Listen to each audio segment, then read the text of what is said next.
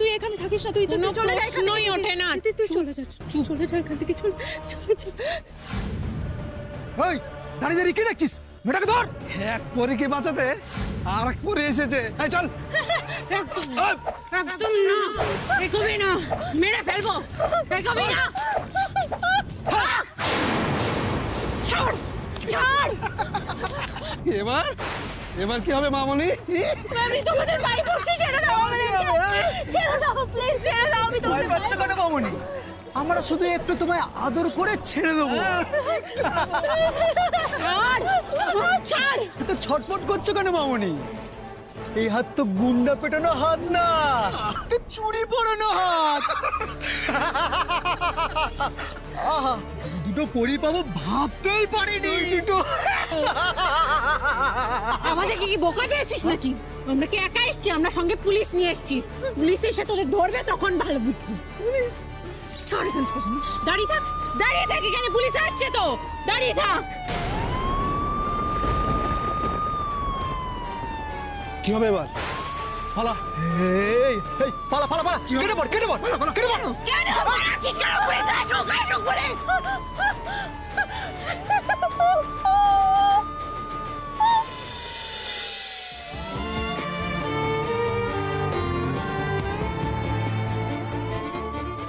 তিতির, তুই ভাগ্যিস পুলিশে খবর পেয়েছিলি। হ্যাঁ, তোর পুলিশ টুলিশ কিচ্ছু না। আমার ফোন থেকে কল টল হয় না, কিন্তু আমার ফোন কিন্তু এসব 2 নম্বরিতে ভীষণ এক্সপার্ট। আমি একটা রিংটোন বাজিয়েছিলাম পুলিশের সাইরেনের, বন্ধ করে দিচ্ছি, দাঁড়া।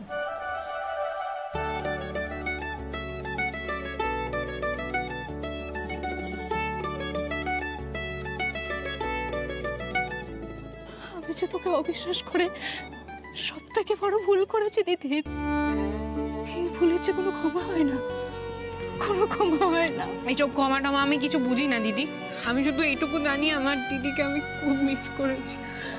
কি রে, তুই আমায় ক্ষমা করে দিবি তো? বল না, ক্ষমা করে দিবি তো আমায়? বললাম তোকে আমি খুব মিস করেছি।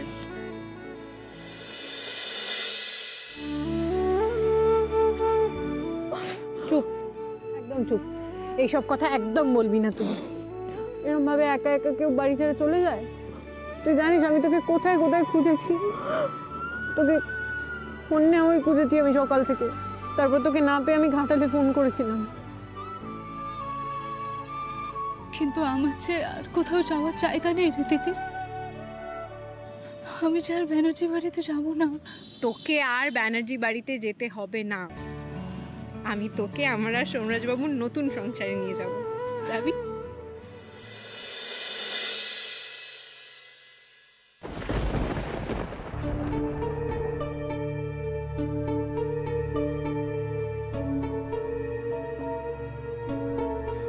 না বেটা, জল খাও, জল খেয়ে না বেটা। তোমার উপর দিয়ে যা স্ট্রেস গেছে। সবিতা।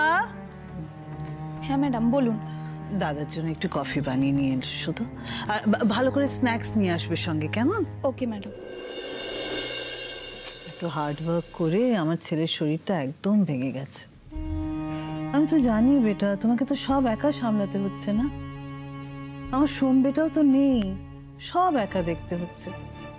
তবে ডোন্ট ওয়ারি বেটা, তুমি যে হার্ড ওয়ার্ক করছো না, সেটা ঠিক একদিন তোমাকে রিটার্ন দেবে।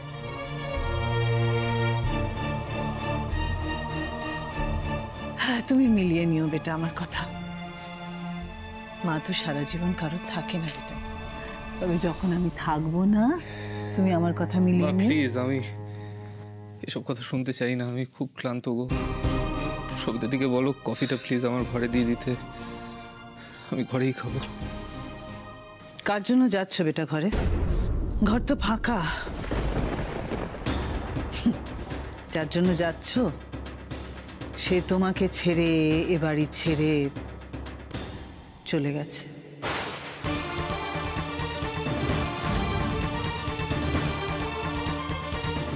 দোয়েল বাড়ি ছেড়ে চলে গেছে?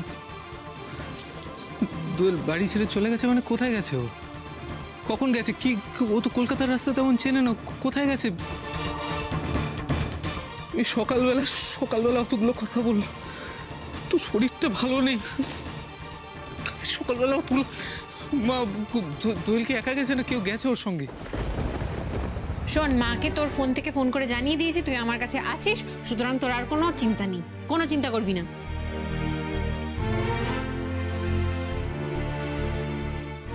দিদি, তিতির তিতির তোরা এত খারাপ অবস্থায় আছিস? আমাদের খাটালের বাড়ির অবস্থাও তো এত খারাপ ছিল না তিতির। আমাদের মা বাবা তো আমাদেরকে সব পরিস্থিতিতে অ্যাডজাস্ট করতে শিখিয়েছে, তাই না? ও তোমরা এসে গেছো। আমি পাড়ায় আস্তে আস্তে শুনলাম। দোয়েল, তুমি ঠিক আছো? তুমি এতটা খারাপ হতে পারো, এতটা নিচে নামতে পারো, এটা আমি কখনো কল্পনা করতে পারিনি, কখনো কল্পনা করতে পারিনি। না মা, না না না না না, আমি এটা বিশ্বাস করি না। বাবার সিদ্ধান্তে দাদাভাই যদি এই বাড়ি ছেড়ে চলে যেতে চায় তাহলে দাদাভাইকে যেতে দাও। দাদাভাই যাবে এই বাড়ি ছেড়ে। তিতু প্লিজ একটু জল দাও না ওকে, প্লিজ জল দাও। দাদাভাই আমায় ক্ষমা করো দাদাভাই, দাদাভাই আমার প্লিজ ক্ষমা করে দিও। কেন তো তোমরা এত খারাপ অবস্থায় আছো, তিতির আমাকে বারবার বলেছিল জানো, কিন্তু আমি তখন শুনিনি। ঠিক আছে, শোনো শোনো, তুমি এখন এসব কথা বলো না প্লিজ, তুমি শান্ত হও দোয়েল। সব দোষ আমার, সব দোষ আমার। এই দিদি এরকম কেন করছিস তুই? দিদি শোন না, তোর শরীরটা তো ভালো নেই, এখানে এসে বস, বস তিতির তুই আমাকে ক্ষমা করে দিস তিতির, আমি ভুল বুঝেছি তোকে, প্লিজ আমায় ক্ষমা করে দিস। বলছিস এসব কথা একদম বলবি না তুই। কিচ্ছু হয়নি বাবা, কিচ্ছু হয়নি। আজ আমার নির্বুদ্ধিতার জন্য তোদের এই দুর্দশা। আমি আমার নিজের রক্ত, নিজের বোনকে চিনতে না পেরে ওই মালিনী ব্যানার্জিকে বিশ্বাস করলাম। কেন বিশ্বাস করলাম বলতো? দোয়েলকে নিয়ে এত চিন্তা করো না। চিন্তা করবো না। বেটা দারোয়ান বলছিল একটা চশমা চোখে চাপ দাড়িওয়ালা ছেলে গেটে এসে জিজ্ঞেস করছিল যে ম্যাডাম হসপিটাল থেকে এসে ম্যাডামের শরীরটা কেমন আছে। ওই ছেলেটা নাকি প্রায় আসে জানো দোয়েলের সঙ্গে দেখা করতে। আমার নিজে বলতে খুব এম্বারাসিং লাগছে। আমি ইনফ্যাক্ট দরওয়ানকে বলেছি যে এই কথা না পাঁচখান যেন না হয়, কাউকে না বলতে। ইনফ্যাক্ট তুমি যদি দরওয়ানকে জিজ্ঞেস করো তোমাকেও কিচ্ছু বলবে না, কিচ্ছু না। দোয়েলের ছেলেটার সঙ্গে চলে গেছে। আপনি এখানে কি করছেন? আগের দিন আপনাকে বললাম না যে ওই বাড়ির বৌদির সঙ্গে আমার একটা রিলেশন আছে, মানে ওই অ্যাফেয়ার আছে আর কি।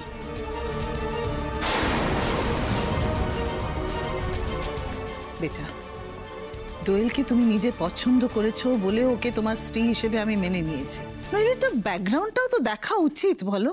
দুই বোনে তো একই ফ্যামিলি থেকে, একই গ্রুমিং। একটা বোন আমার সংসারটাকে একেবারে ছাড়খাড় করে দিল, আমার সোম বেটাকে আমার কাছ থেকে কেড়ে নিল। আর একটা বোন আমার ছেলের জীবনটাকে তছনছ করে দিল, তোমার জীবনটাকে তছনছ করে দিল। আমার সোম বেটাকে তো আমি বাঁচাতে পারিনি, কিন্তু তোমার জীবন আমি শেষ হয়ে যেতে দেব না বেটা। ইউ ডোন্ট ওয়ারি বেটা, আমি আমাদের স্টেটাসের সুন্দরী শিক্ষিত মেয়ে দেখে তোমার বিয়ে দেব। You deserve happiness. সেই মেয়ে তোমাকে সুখে রাখবে, শান্তিতে রাখবে।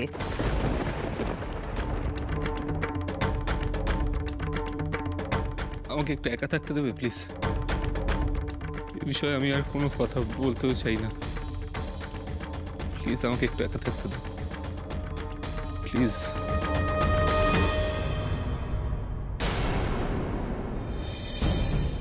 একা থাকো, কিন্তু তোমার দোকা থাকার ব্যবস্থা আমি করব খুব শিগগির। তারপর বাকিটা আমি সামলে নেব।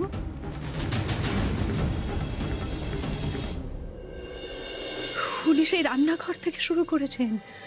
তিতির তোমাকে ডাউন করার আগে তোমাকে তিতিরকে ডাউন করতে হবে। কারি পাতা জোগাড় করতে যাওয়া দেখে কারি পাতার গন্ধ। তিতি তুমি এটাই বাগানে তুলতে গেছিলে না? আজকে তিতির যদি এক মুঠো ঘাস নিয়ে এসে বলতো যে এই তো কারি পাতা, এটা দিয়েই রান্না করতে হবে, ব্যাস তখন আমাদের পছন্দের সাম্বার গরুতে খেত। তারপর পুজোর দিন তোর শাড়িতে আগুন লাগিয়ে দিলেন উনি।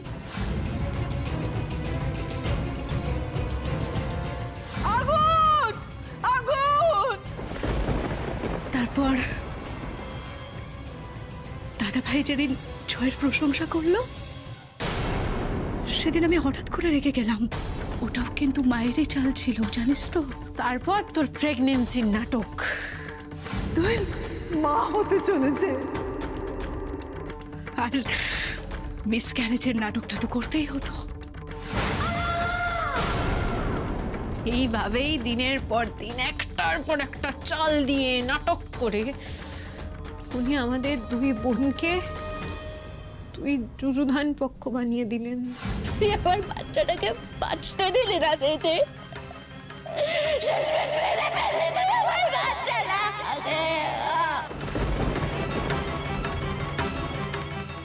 তিতির, তুই তুই তো আমাকে বারবার বোঝানোর চেষ্টা করেছিলি বল, কিন্তু আমি তখন বুঝিনি। আমি ভুল ভেবেছি তোকে, অবিশ্বাস করেছি তোকে। আমি ভুল ভেবেছি তোকে। আমি যেটা করেছি তা ক্ষমার অযোগ্য দিদির। আমার তো বেঁচে থাকাই উচিত নয়, কি মরে যাওয়া উচিত। আমার একদম এই সব কথা আর একবার বলবি খুব খারাপ হয়ে যাবে দিদি। যাওয়া উচিত। একদম বলবি না। দোয়েল তুমি শান্ত, প্লিজ শান্ত হও। দেখো আমরাও তো বেঁচে আছি, মরে গেলেই তো সব সমস্যার সমাধান হয়ে যায় না, তাই না? প্লিজ তিতি ওকে বোঝাও প্লিজ। বলিস না, সমস্যা তো অনেক গভীর দাদা ভাই। আমি মরে গেলেও ও বাড়িতে তো আর আমি ঢুকতে পারবো না। মালিনী ব্যানার্জি আমার সাথে যা যা করেছেন সেসব আমি বাদে দিলাম, কিন্তু যার জন্য, যাকে ভালোবেসে বিয়ে করে আমি তোমাদের বাড়িতে গেছিলাম, সেই তো আর আমার রইল না। জয় এইভাবে ঠকালো আমাকে, দিনের পর দিন আমাকে সন্দেহ করলো। আমি এটা ভাবতেও পারিনি, আমি না ভাবতেও পারিনি। জয়দাটা তোকে পাগলের মতো ভালোবাসে, তুই যেমন ভালোবাসিস সেরকম। আমি জানি জয়দাও তো তোকে ভুল বুঝছে, কিন্তু সেটা তো সত্যি নয়। আমার মনে হয় এই যে জয়দার ব্যাপারে তুই এগুলো ভাবছিস, এই সমস্যাগুলো মালিনী ব্যানার্জি ক্রিয়েট করেছে তোদের মধ্যে ভুল বোঝাবুঝি তৈরি করার জন্য। আমি তো তোকে বলেছিলাম আমাকে ওই বাড়ি থেকে তাড়িয়েছে, এর পরের টার্গেট তুই দেখ কেমন বাড়ি থেকে চলেও এলি। ভুল বুঝিস না, কিন্তু তুই চিন্তা করিস না, এই সব কিছুর হিসেব আমি, সব কিছুর সত্য বল। মালিনী ব্যানার্জির মুখোশ আমি খুলবই। ফাইল কার্ড এন্ট্রি নিয়ে শুধু আমি একা নই, তুইও ফিরবি ওই ব্যানার্জি বাড়িতে।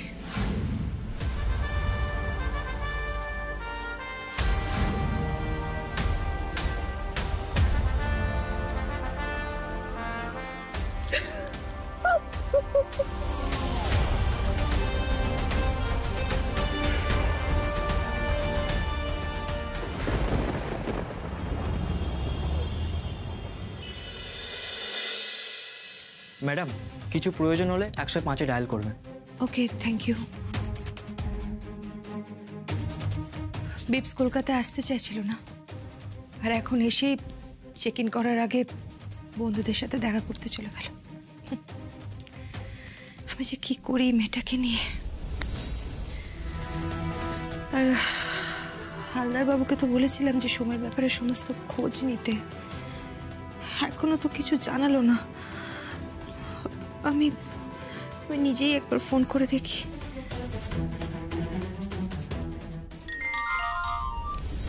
হ্যাঁ ম্যাডাম। বলছি, আপনাকে যে খোঁজটা নিতে বলেছিলাম। হ্যাঁ, আমি তো আপনাকেই ফোন করতে যাচ্ছিলাম। আমি খোঁজ নিয়েছি, সোমরাজ ব্যানার্জি এখন আর ব্যানার্জি টেক্সটাইলসে নেই। নেই মানে? আরে কি বলছেন আপনি? নেই মানে? ওটা তো ওরই কোম্পানি, ও কোথায় যাবে? ম্যাডাম, ইন্টারনাল কোনো কারণে উনি এখন আর ব্যানার্জি টেক্সটাইলসের সঙ্গে যুক্ত নেই, অফিসেও আসেন না। এক্স্যাক্টলি কি হয়েছে সেটা আমি বলতে পারছি না। এখন ওই জয়রাজ ব্যানার্জি আর সুদীপ ব্যানার্জি ওনারাই কোম্পানিটা চালাচ্ছে। Hello hello hello madam. আমি ঠিক যেটার আশঙ্কা করেছিলাম ঠিক সেটাই হলো। আমাকে এক্ষুনি ব্যানার্জি বাড়ির সামনে একবার যেতেই হবে। একটু ভাত দিই।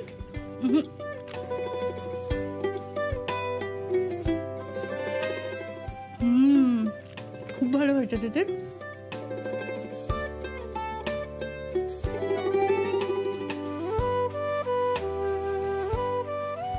ব্যানার্জি বাড়িতে পোলাও কালিয়ার অভাব ছিল না জানিস, কিন্তু আজ যা খেলাম এরকম খাবার অনেক দিন খাইনি। ঠিক মনে হচ্ছে আমি ঘাটালে মায়ের বাড়িতে বসে খাচ্ছি। ঠিক আছে, তুই খেয়ে নে, এরপর আমি তোকে মাথায় তেল মালিশ করে দেবো। মনে আছে আমরা 4 বোন কি সুন্দর একে অপরের মাথায় তেল মালিশ করে দিতাম? বেশ, কতদিন করা হয়নি। ঠিক আছে তাই হবে। তুই তুই যা, তুই তেল নিয়ে আয়, আমি ওয়েট করছি। ঠিক আছে, দে আমাকে থালাটা দে।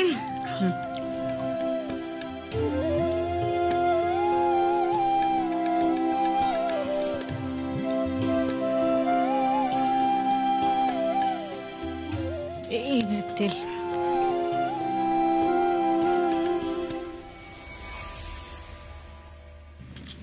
কি হলো দিদির? বুঝতে পারছি না, তেল নেই মনে হয়। আচ্ছা বেশ ঠিক আছে, তাতেই হবে। তো শুকনো হাতের মালিশও বড় আরামের রে দিদির। তুই কর, মাথায় তেল মালিশ কর। দিদির, তোর মনে আছে কোয়েল একবার মুনিয়ার মাথায় তেল মালিশ করতে করতে মাথায় ওই চালের ড্রাম থেকে কেরি পোকা ছেড়ে দিয়েছিল? সে এক কাণ্ড। মনে থাকবে না আবার? তারপর বলছিল তোর মাথায় উকুন, তুই আমার পাশে শুবি না।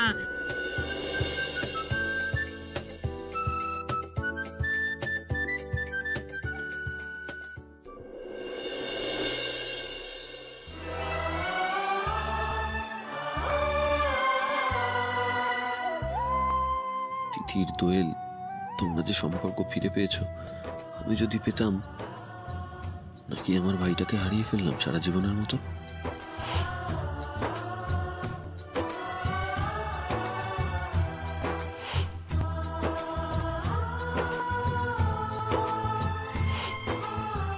সত্যি কি সেদিন আবার ফিরবে? তিতিরের এত কনফিডেন্স, এ বিফলে যাবে না।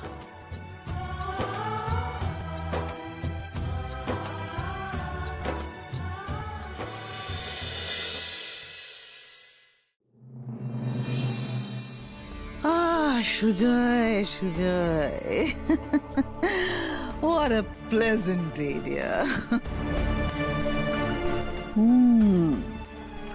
সোমা দিদি বাড়ির থেকে আউট, আজকে দোয়েলও বাড়ির থেকে আউট।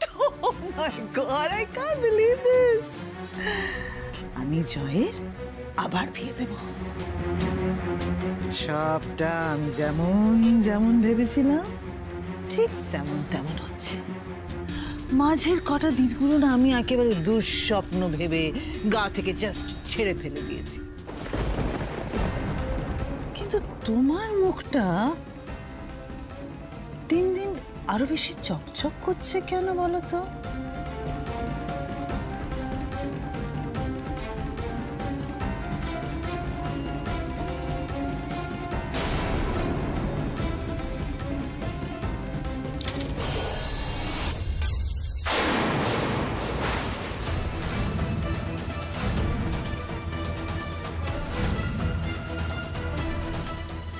কি ওষুধ খাওয়ায়নি? এভাবে এভাবে জমিয়ে রেখেছে এত করে নি। আজকে আসুক, ওর একদিন কি আমার একদিন। আচ্ছা, আজকে নার্স কি একটা ইনজেকশন দেওয়ার কথা বলছিল না? আমার ফোন আসায় আমার ওর সঙ্গে কথাটা হয়নি। আচ্ছা না শোনো, আমি একটু বেরোবো। হ্যাঁ, তুমি সুজয়ের ওষুধ ইনজেকশন সব ঠিক মতন দিচ্ছ তো? হ্যাঁ ম্যাডাম, সব দিয়ে দিয়েছি। ওষুধ ইনজেকশন যেটা পাঠিয়েছিলেন ইনজেকশন সব দিয়ে দিয়েছি, সব কাজ করে দিয়েছি। কি কি কি বললে? ইনজেকশন? আমি তো কোনো ইনজেকশন দেওয়ার কথা বলিনি ওকে।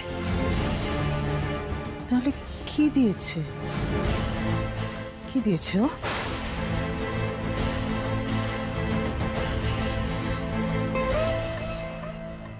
ফোন তুলছে না কেন?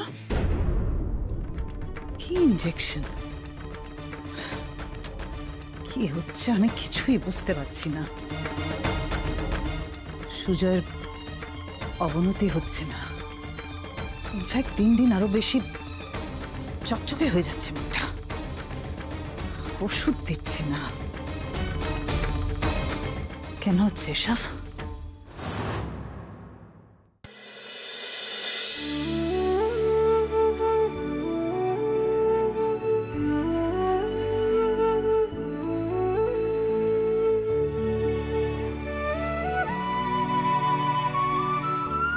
আজকে আমার দিদিটাকে আবার নতুন করে পেলাম জানো, দেখো কি শান্তিতে ঘুমোচ্ছে। শোনো না, বলছি দিদির তুমি একটু দোয়েলের খেয়াল রেখো, আসলে অনেক জন ঝাপটা গেছে বুঝলে মেয়েটার ওপর দিয়ে। ওকে তুমি আর দেরি করো না, যাও দোয়েলের পাশে গিয়ে শুয়ে পড়ো। দোয়েলের পাশে গিয়ে শুয়ে পড়ো মানে? আমার টিবালিশটা ছাড়া ঘুম হবে না। তুমি নিচে শুতে হবে না, তুমি যাও ওখানে। আমি নিচেই শোবো। কেন তুমি নিচে কেন শোবো? চুপ। আর একটাও কথা না, আমি তোমার পাশেই শোবো।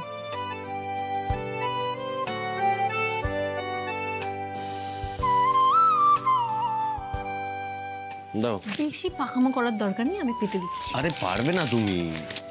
আমি পারবো না। ওই তো পারবো বলে দেখো তুমি উল্টো করে পারবে। উল্টো? আরে এটা সোজা করে পারতে হয়, সোজা করে পারতে। ওঠো ওঠো ওঠো। আরে ওঠো ওঠো। তুমি এত বড় বড় কথা বলছো, তুমি এটা নাম জানো না তো? আরে নাম জানার সাথে উল্টো সোজা আর কি সম্পর্ক? কি নাম তুমি বলো? দেখে শীতল পাটি বলে, শীতল পাটি। দাঁড়াও ছাড়া। শীতল পাটি। ঠিক আছে।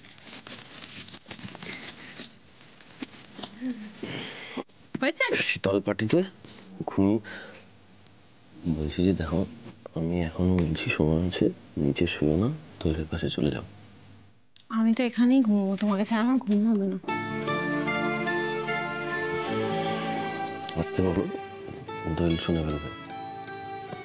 বলছি শোনো না, তুমি আজকে কাজের জন্য গেছিলে, কি হলো? আপনাদের এখানে তো অনেক আয়রন হয় মনে হচ্ছে, আমাকে প্লিজ নিন না, আমি পারবো আয়রন করতে। এক একটা জামা কাপড় 10 টাকা করে আয়রন রেট দিই আমরা। রাজি? হ্যাঁ হ্যাঁ হ্যাঁ রাজি রাজি। বলো বলো, কিছু কি হয়েছে? কিছু বলতে পারছেন না কেন সোমরাজ বাবু? কি হলো?